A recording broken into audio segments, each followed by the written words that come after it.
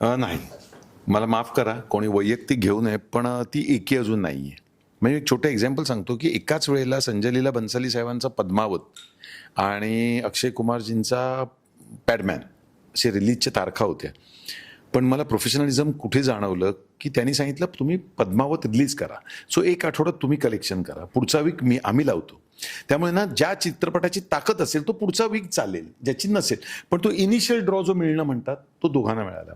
माझ्या एका सिनेमाच्या बाबतीत लक्ष्मण उत्तेकर जे आत्ताचे प्रसिद्ध आहे, त्यांनी एक फिल्म केली होती ज्याचे निर्माते बोनी कपूर होते आणि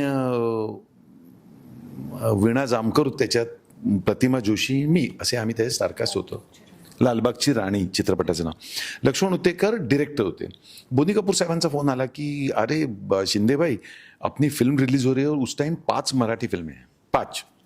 तर बरं, म्हणून मी आमचे अध्यक्ष होते चित्रपट महामंडळाचे, त्यांना सांगून त्या 5 निर्मात्यांना भेटलो की बाबा आपण एक आठवडा वाटून घेऊ.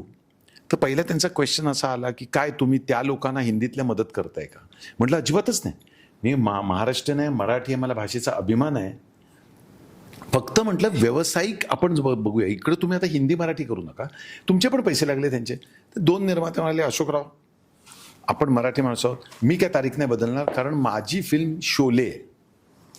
म्हटलं म्हणजे मी माझ्या फिल्मची हा मला कॉन्फिडन्स आहे, त्याच्यामुळे आम्ही लावणार. आणि मग एका दिवशी 5 सिनेमे, कुठल्या सिनेमाला कुठलं टायमिंग मिळणार, त्यात 2 हिंदीचे आपल्यावर असं गारुड असतंच, मग 2 हल्ली साऊथचे पण येतात, 2 ॲव्हेंजर वगैरे त्या स्टाईलचे येतात, एक आसामी असतो, हल्ली गुजराती सुरू झाले.